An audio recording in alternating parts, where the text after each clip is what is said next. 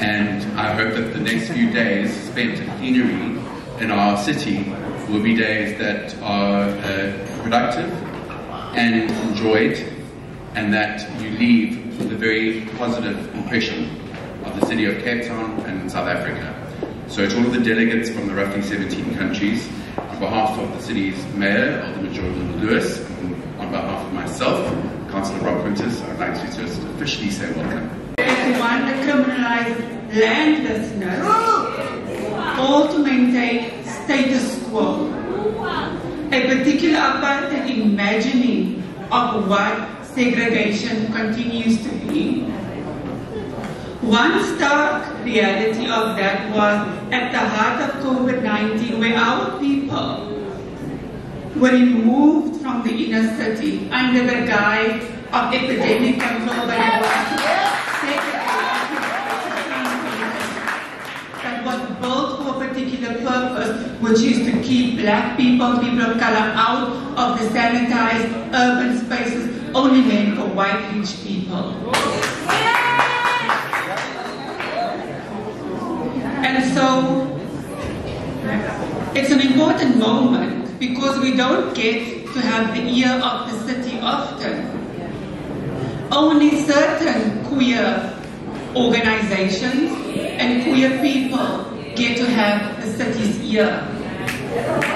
And that falls along the lines of gendered lines, racial lines, and class lines. When we march at Cape Town Pride, and I haven't marched at Cape Town Pride for probably 10 years.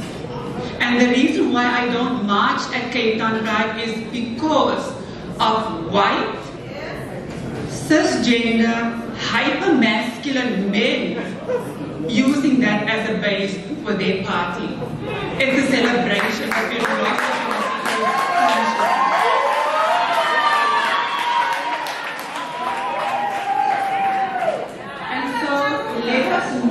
Let us not kid ourselves in pink washing what Cape Town is. Because there's a lot that Cape Town hides from visitors, there's a lot that Cape Town hides from people coming from outside the city and outside of our borders, particularly the global north and the west. And so perhaps the invitation here, and it is an invitation while we are speaking truth to power, it is an invitation. If the commitment is to truly create an inclusive and safe city for all that lives within the city, how do we envision a process of building them meaningfully together? And it could start with the point of inviting black-led organizations to the table with the mayor and with the premier to have a discussion about what a roadmap could look like for transformation. Because at the moment that opportunity is not even something that we are really being given at this point in time. We speak about the issue of shelters, gender analysis based in the city, and we can only work with 2 shelters effectively to house our trans and gender diverse community members. So it's either the city doesn't understand what people are doing within the city, or the people are undermining the city's authority in providing services to the people. And so the invitation stands. And I had a conversation with you, and I can understand how this is a hard intervention, but it is a necessary intervention. Because to go home every single day, for many of our community members having to face the violence, and it's structural and systemic violence that is built into and ingrained into the city, is a different violence that we cannot even comprehend beyond feeling perhaps a little bit embarrassed in a particular space. So I would want us to reflect on what that, and perhaps you can speak to that to some degree, what an invitation, whether the city is able to accept that particular invitation of having a convening to start off with us as black-led community organizations. And the reason why that is important, because 2024 is around the corner.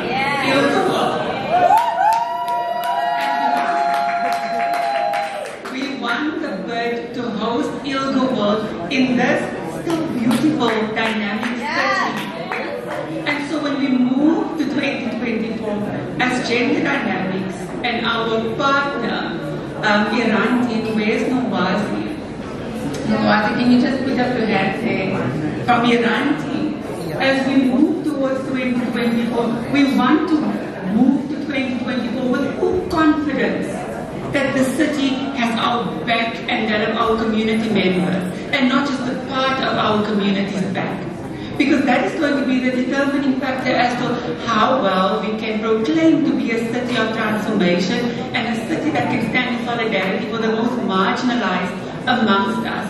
No one of us is free unless all of us are free in this particular city, in this context.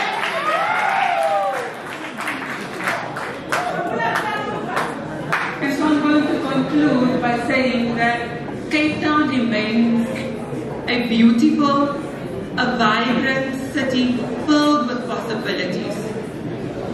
Cape Town remains a space that is more enabling and perhaps more supportive of LGBTQI+ persons relative to other contexts on this continent, because safety and security and issues around inclusion is always relative. And definitely that can be a feather in our cap. But in terms of our internal dynamics, let us not lose sight of where we need to go in order to transform this city from where it is now to where it can be in the future. Amen. Thank you, everyone.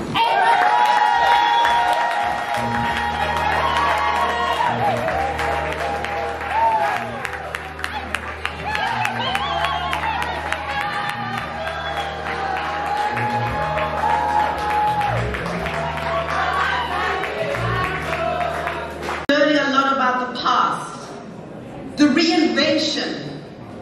How are we reinventing what needs to change? Yes, this is a world-class city for some. How do we make it a world-class city for everybody?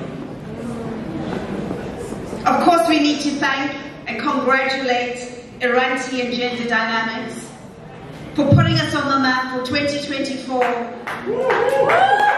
Honoring those ancestors who have left us. I'm going to be calling out a few names, and these are names of people that I've either met or have known personally. If you have, and I know that we all do, say it in your heart, say it in your mind, or scream it out. Because they're here in this room tonight, and we will never forget them. We will never forget what they've done, what they've stood for, and the fact that they lived their true selves. Durzini Zozo. Sana Supa.